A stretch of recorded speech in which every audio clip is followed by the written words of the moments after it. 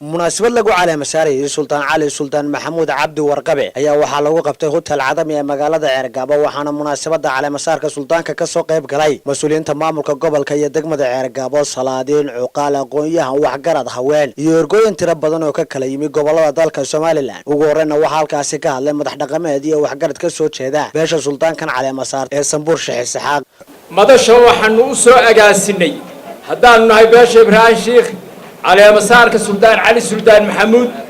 وقرروا الوريجين دونه سلطنتي ونوها ينشر حلقي ونورا الله ونحرسته سلطان محمود عبد أحمد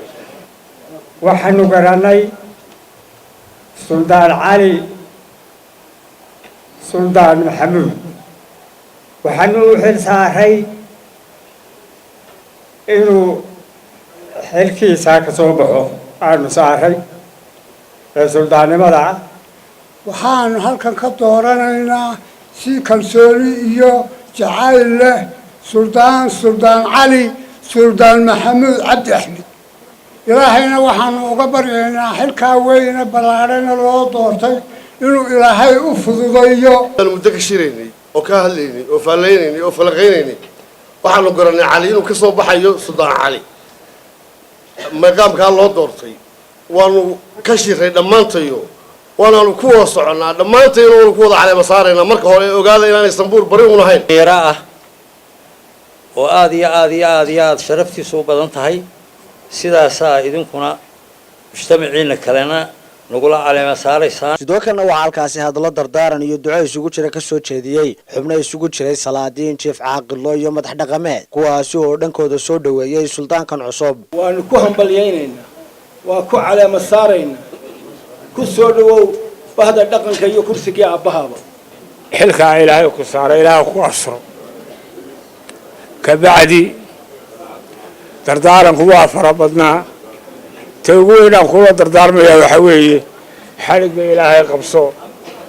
iyaga suldaan laga dhigin bay suldaan ahaayeen gobolka wax badan ka qabteen ilaa iyo wixii ka soo jirayba aad iyo aad baan u soo dhaweynaynaa هذا اللقاء كوسو دوينينا سلطان علي أنا كو هضليا أفك بيشا ورسقي كارهان سلطان سعيد سلطان عبد السلام كوكيلة وهذا كرة علي بيشا صوعة وصارتي سلطان كان سلطان علي سلطان محمود عبدي وصاك بيشا إبراهيم شيخ أي صوع على مصارتي أنا كنا ساكا ونكفر عني أيام أنا سلطان علي سلطان محمود عبدي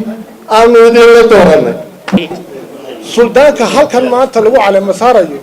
اللقوا عن شويه كلنا نقول الجديد حنا يسبور قلبيضه سيدا هرا الله شيء حتى نسبور قلبنا يا حتى نسبور بريبنا ونودنا وسلطان كان شغالين يدين عن نبت قليلا دين عن أمنية استحيل كدتك يا بلشادة حفلتنا على مسارك سلطان علي سلطان محمود باشا إبراهيم شاق سنبور بري هذا وحنا هلك على مسارنا إن كيسي علي بينو هدير هلك وعانا شوينا أي ما أنت يسقوني ما مد بلوبا مسوي هروجتي هلك نسلق قرينا إن سلطانة دين سوتشرين تاي maayirka degmada Ceergaabo Ismaaciil Xaaji Nuur iyo barasaabka gobolka Sanaag Maxamed Axmed Caalim Timbro ayaa iyaguna halkaasi hadallo dardaaran u badan u soo jeediyay Sultaan Cali Sultaan Maxamuud Warqabe sultaanka cusub Sultaan Cali waxaan rajaynaynaa inuu buuxiyo kaalintii aabihii uu ku jiray Sultaan Maxamuud Cabdi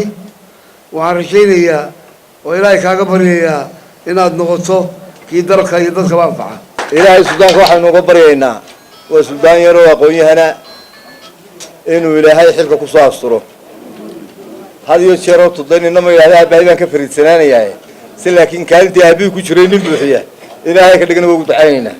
إن gabagabadina waxa halkaasi si wada jira sultaanka maanta loogu caleema saaray xilkii beeshaasi ugu wareejiyay madax dhaqameedkii iyo ergooyinkii beeshaasi ee ka soo qayb galay munaasabada caleema saarka iyadoo ugu dambeyntii halkaasi hadallo duco iyo mahadnaq ka soo jeediyay Sultaan Cali Sultaan Maxamuud Cabdi Warqabe maanta waxa dusha iga saarteen xil culus waxa aad iigu ducaysaan in ilaahay igu asturo amiin ina fududeeyo waxaan idinka codsanayaa inaad igu taageertaan igulana shaqaysaan diyaari waxaan hortiina ka ballan qaadayaa in aan xilkan gudan doono si daacad ah waxa aan ka soo koobayaa hadalkayga in aan gacmaha kor u qaadaan oo ilaahay barino inuu raxmadiisa ina siiyo abaartana inaga saaro nabad iyo geliyo waatana ina siiyo barkhad maxamuud geedi bulsha TV magaalada Ceergaabo